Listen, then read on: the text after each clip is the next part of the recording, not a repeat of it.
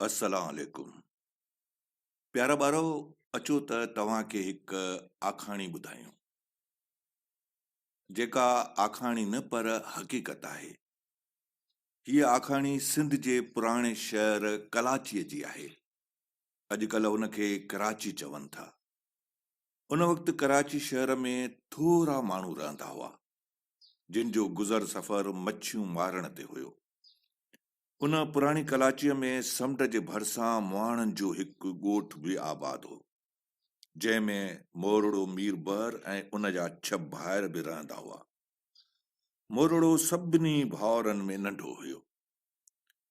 प्यारा ॿारो, तव्हांखे इहो ॿुधाईंदो हलां त मोरड़ो जॾड़ो हो, पर हू 6 भाउरनि में ॾाहो बि ऐं होशियार बि हो। हू दिलेर ऐं बहादुर पिणु हो।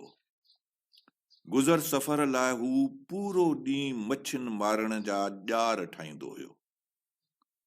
मोरड़ो अक्सर समुंड जे भरिसां वेही माण्हुनि खे समुंड मां मच्छियुनि जो शिकार कंदे ॾिसंदो हुयो। खेसि समुंड में वञी मच्छी मारण जो ॾाढो शौक़ु हो, पर हू पंहिंजे जॾड़े हुजण सबबि मजबूर हुयो। हिक भेरे हुन जे भाउरनि समुंड ॾांहुं वञण जी तयारी कई। मोरड़े खे चयऊं, असां समुंड में मच्छीअ जो शिकार ते था वञूं पिया। तूं घर में रहिजांइ ऐं ॿाहिरि न वञजांइ। उन ॾींहुं मौसम ठीकु न हो ऐं तूफ़ान जो अंदेशो हो। मोरड़ो ॾाहो हुन भाउरनि खे झलियो ऐं चयो, अॼु शिकार ते न वञूं, छाकाणि त अॼु समुंड में तेज़ तूफ़ान आहे। मोरड़े जे भाउरनि हुन जी ॻाल्हि खे अहमियत न ॾिनी ऐं ॻाल्हि खे ॿुधी अणॿुधी करे छॾी। समुंड में मच्छीअ जे शिकार ते उन जा भाउर हलिया विया। मोरड़े खे तमामु घणो अफ़सोस थियो। भाउर जॾहिं समुंड ते पहुता त तूफ़ानी बरसाति हुई।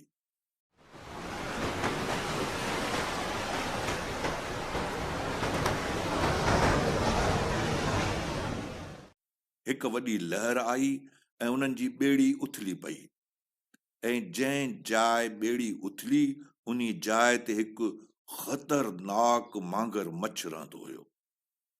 मोरड़े जे भाउरनि पाण खे बचाइण जी ॾाढी कोशिश कई, मगर मागर मच्छ खेनि ॻी वियो। राति थी चुकी हुई। मोरड़े जा भाउर घर वापसि न मोटिया। मोरड़ो परेशान थियो। ॿिए ॾींहुं मोरड़ो पंहिंजनि भाउरनि खे ॻोल्हण लाइ समुंड ते वियो। उते माण्हुनि खेसि ॿुधायो त संदसि भाउरनि जी ॿेड़ी समुंड में ॿुॾी वई आहे ऐं उन्हनि खे मागर मच्छ ॻी वियो आहे।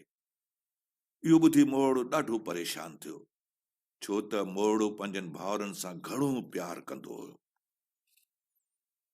प्यारा ॿारो, तव्हांजे ख़्याल में मोरड़े जे भाउरनि सां छा थियो हूंदो? ॿारो, मोरड़े इरादो कयो त हू पंहिंजे भाउरनि खे मागर मच्छ जे पेट मां आज़ाद कराईंदो। उन लाइ मोरड़े हिकिड़ो मंसूबो ठाहियो त कीअं हू भाउरनि खे मागर मच्छ खां आज़ाद कराए। मोरड़े हिकु पिंजरो जंहिंजे चौधारी सीखूं ऐं तीर लॻाए ॿेड़ीअ में रखायो ऐं समुंड में लथो। मोरड़े साथियुनि खे चयो त मागर मच्छ पिंजरे में फासे त उहे रसा छिकनि। मागर मच्छ जॾहिं मोरड़े खे खाइण लाइ वधियो त पिंजरे खे चक विझण सां लोही सीखुनि ऐं तीरनि में फासी पियो। मोरड़े जे साथियुनि हिकदम रसा छिके ॿेड़ीअ खे किनारे ते आंदो।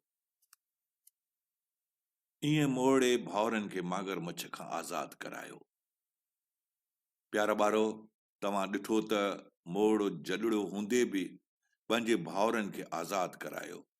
इहो सभु मोरड़े जी हिमत, हौसले ऐं बहादुरीअ जे करे मुमकिन थियो।